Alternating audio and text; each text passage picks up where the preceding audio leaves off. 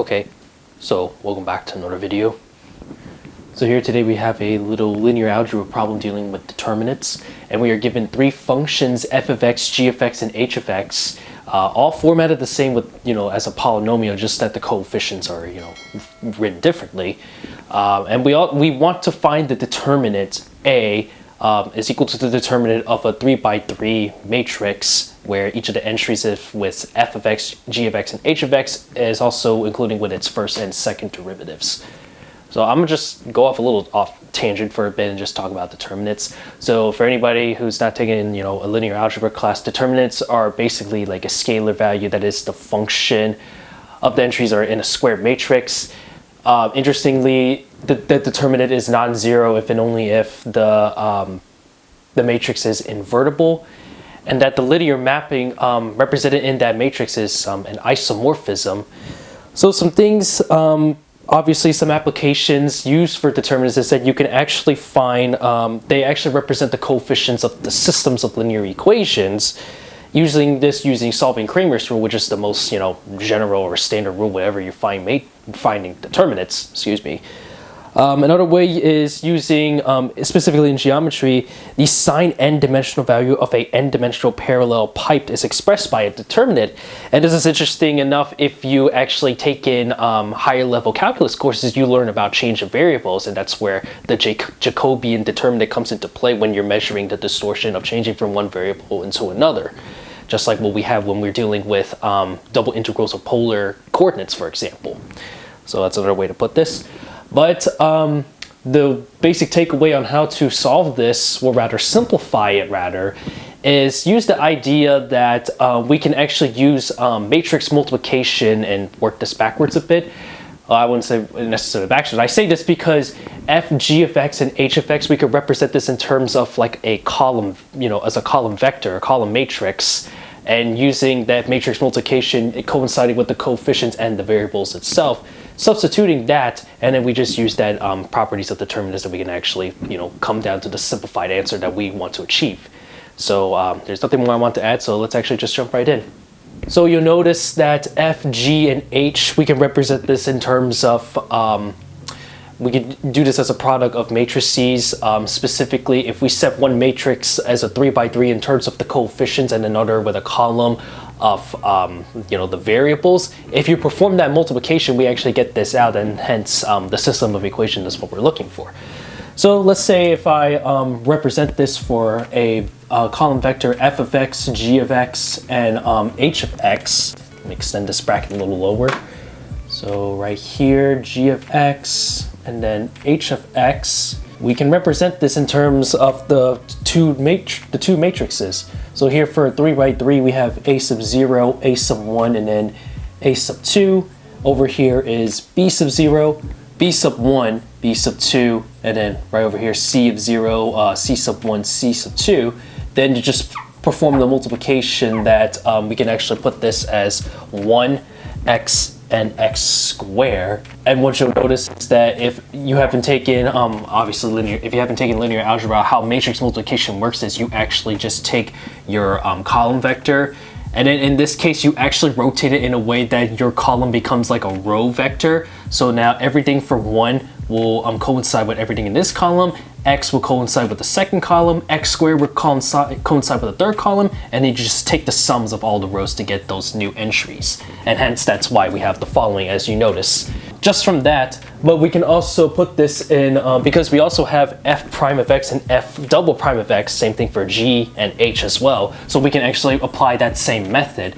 But in order to write this in terms of a matrix multiplication with these derivatives over here, it's actually not that difficult to see that you can actually just only take the derivative of just the column vector itself, perform that multiplication, and you're just going to get exactly what you want. As you can tell, if you just do this by standard power rule of finding the derivative, you'll get the same thing. So that's another way to put it.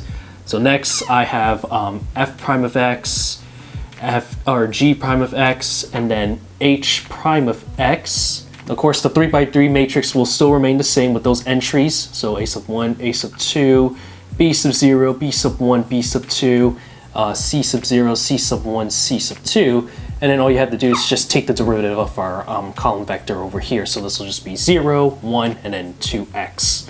Now we just apply this one more time for the second derivative. So f double prime of x, g double prime of x, and then h double prime of x. And just apply the same thing again one more time. So the coefficients are still the same. And then you just take the derivative of the column vector again one more time. So this is still 0, that's still 0, and then this will be 2. And then if you actually notice, if you were to take the second derivative of each of the functions and compared that if you were to perform the matrix multiplication, you're going to get exactly what you want. Now, if we actually represent the 3x3 matrix over here that we're given, then it's not that difficult to see that you can actually just combine these entries over here, as this is represented by the first column, second column, and the third column of a 3x3 matrix. So in other words, we have this.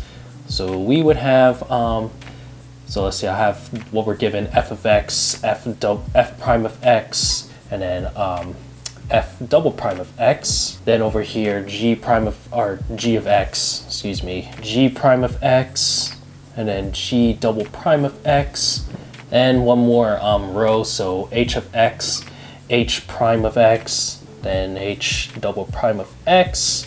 Then you see that just performing the multiplication, we just take the 3x3 of the coefficients over here, a sub 0, a sub 1, a sub 2, b sub 0, b sub 1, b sub 2, and then c sub 0, c sub 1, c sub 2. Then just multiply that with the combinations of those the vectors that we have listed as part of the multiplication associated with it. So over here we have 1x, x squared. This will be 0, 1, 2x, and then 0, 0, 2. As you can see that this is actually, we have a upper triangular matrix over here, since all the the upper right of the matrix are all 0 entries. We've gotten somewhere where what we want to do. So now next what we can do is we can actually just take the determinants of both sides. So I'm going to get rid of just the top, and then we'll continue on forward with here. So I'll put this as A, which is what we want to find the determinant of this. So that means I have to write this as determinant. Well, hang on, let me move this one down a bit because I know there's a light shining down on the top right. So I'm trying to make it so that at least it's visible for you guys to see. So that would mean this will be same thing as before. And then we just take that multiplication of the 3x3 matrix of all the stuff we just wrote down here. X squared, 0, 1, 2x, here's 2, 0, 0. Then you'll notice that if using properties of determinants, you can actually write it so that you have a product of determinants. So this is a determinant of this matrix multiplied determinant of this matrix. So put this way, determinant of a sub 0, a sub 1, a sub 2, b sub 0, b sub 1, b sub 2, c0, c1, c2, and then we just multiplied this with determinant of this matrix over here. So 1x, x squared, 0, 1, 2x, and then 0, 0, 2. We don't really need to focus on this determinant since everything here is just coefficients, some arbitrary, value, so we don't really need to pay attention to that. What we really can do is, since we're being asked to simplify, we can actually evaluate this determinant over here, which is 3x3 matrix determinant. This is actually very easy to show. So over here, let's put it like this. So over here, to find the determinant, so you can actually just take the top left corner of that value, multiply that to the determinant, but you also have to cancel out the row and vector that is associated with that entry. So that means this column and this row will not be visible. Instead, you're only left to evaluate the determinant of these two entries, that 2x2 matrix that I'm showing right here. Then, since if you notice about Cramer's rule with determinants, there's actually like this alternation with plus and minus. So this is what you do for the same thing over here for 0. 0 cancels from its column and its row. So you're left with x squared 0, 2, find its determinant. Then you do the same thing again for this entry right here. Cancel these two, the row and the vector, the row and the column. Then you just have x squared, 1, and 2x. Find that determinant, but you'll notice that because with these two entries, obviously the determinants of those is just 0, so we're only left just to evaluate this determinant. Therefore, we have, so it's 1 times the determinant of, so let's see, this will be 1, 2x, then 0, and then 2. Then obviously this is easy to see, you just do cross multiply with determinant, so it's 1 times 2 subtract 0 times 2x, that's just 2. And so therefore, we are done. We just found that this value is 2, so the simplest we can write is that the final answer is indeed just equal to 2 times the determinant of these coefficients, a1, a2, or a sub 0, a sub 1, a sub 2, b sub 0, b sub 1, b sub 2, and then c sub 0, c sub 1, c sub 2. And just like that, we are done. And this is as simplest as we can get for our given that we want to simplify, just like that. And so yeah, there we have it. That's pretty cool if you ask me.